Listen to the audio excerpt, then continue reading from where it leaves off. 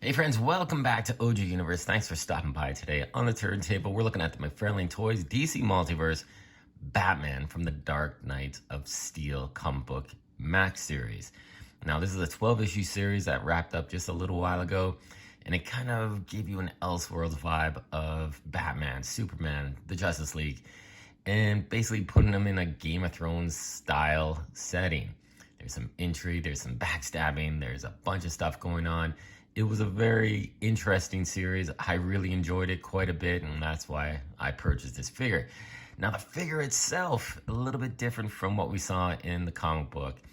Now, the figure is pretty decent. It has some great points, but some things that, man, they should have improved on. Maybe we'll see a gold label variant. Maybe we'll see some improvements down the road on this figure, because it's a really interesting buck as well. Some good points, some bad points. We'll talk all about that in this video. But let's take a look at the packaging.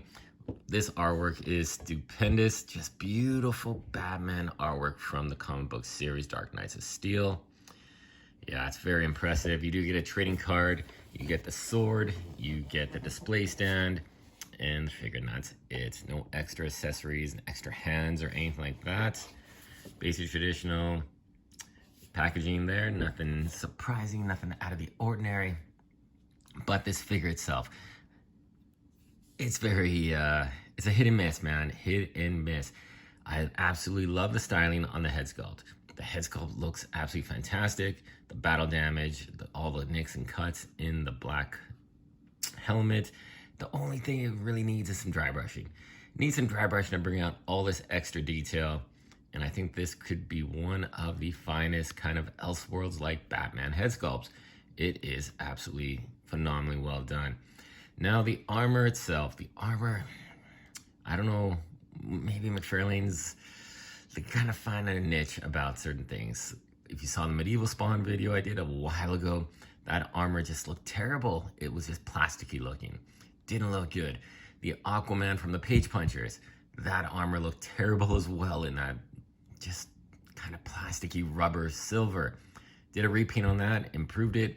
I think I'm gonna have to do the same thing on this. This is a very soft material.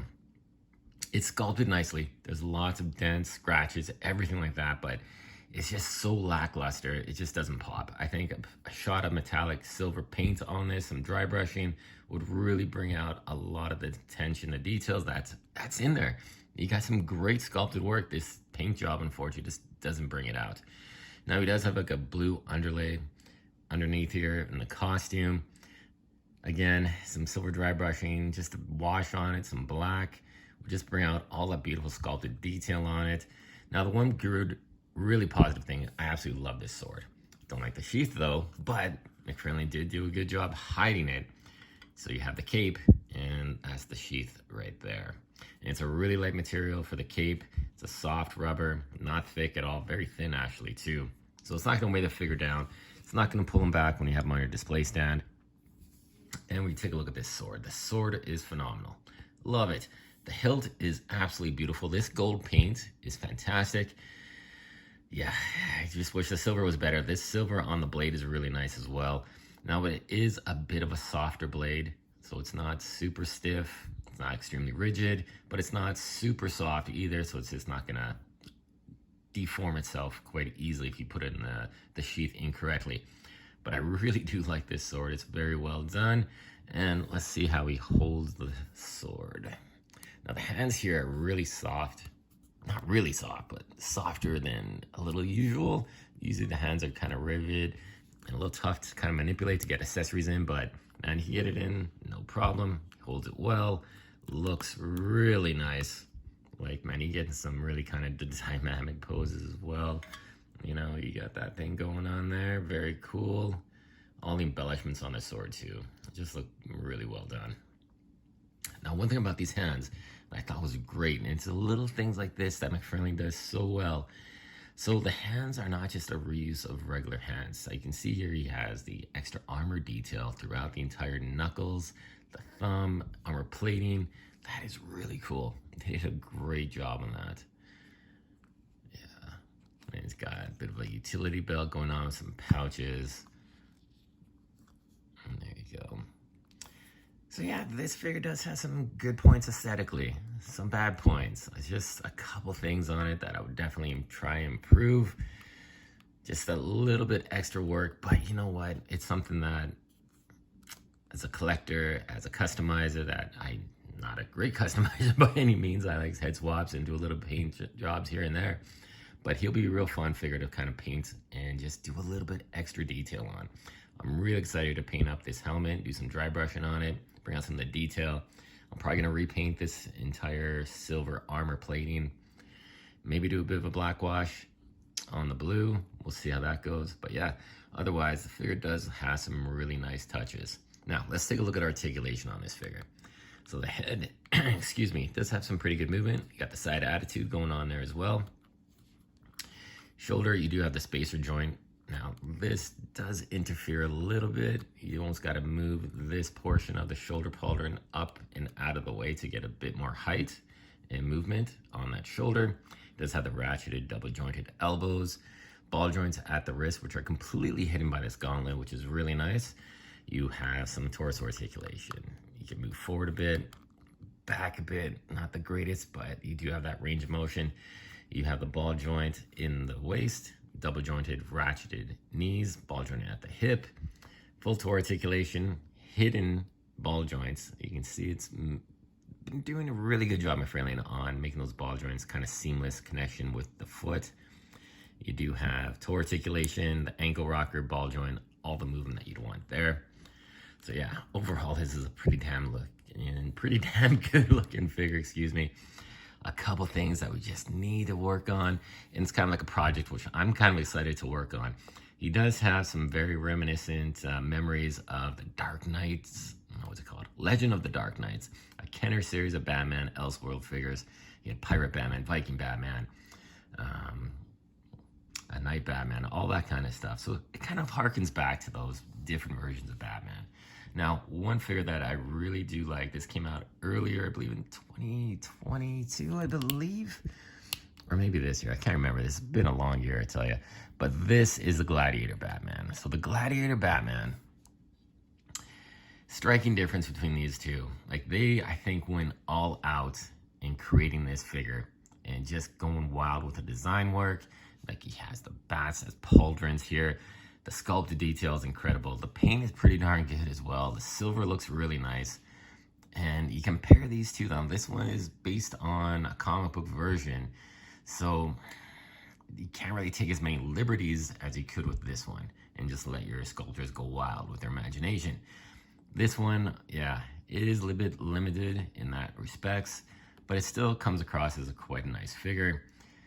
If you want to do some customizing, I think this is a really great opportunity to have some fun with some dry brushing, maybe some washes. So I can't fault it for being a horrible figure. I can't fault it for being one of the best figures, because it's not, unfortunately. There's some things that just hold it back a little bit. But overall, I think it's a really fun figure. I think Batman, when you put him in different timelines and different kind of scenarios, he's adaptable. His costume's adaptable, his personality, all that story that he has, it's so adaptable to different timelines that it just makes Batman one of the most resounding characters, I think, in comic books. He's so interrelatable to different times, like Spider-Man, Superman, some great characters that just test the longevity of their legend, so to speak. But yeah, I think I like the way these two look. We can almost have like an Elseworlds shelf on your collection display stands and all that. I think these two look really good. But between these two, I think I'm liking Gladiator a little bit more. I think he just pops, man. He just looks like he's ready for battle. Really cool design. I love the head sculpt as well. The Bat logo looks great. He just came with the one axe. I kind of wish he had two axes, but the axe is just really well done. A lot of intricate detail on the blade as well. But yeah, it just seems like I'd almost see like this is a first year and this is a current. It kind of looks like that, right? But still, fun figure. Let's compare him with some other figures here from the DC Multiverse. So we got the newer Jim Gordon. I always want to call him James, but Jim Gordon, like massive height difference from these two. This is using that kind of young adult body buck. We did a swap on the heads as well. That's from the Rebirth Batman in the gray. I think it looks way better on this figure. There you go. And then another character that's another Batman. Excuse me. Another Batman. I'm losing my voice here today. Another Batman in that gray and black motif. I absolutely love this figure. It's from Dark Knight's Death Metal. And we swapped out the head and we switched it from a Page Puncher's Batman. And man, I just think it looks so much better on this head, on this body. It looks fantastic. These two guys look pretty cool together as well.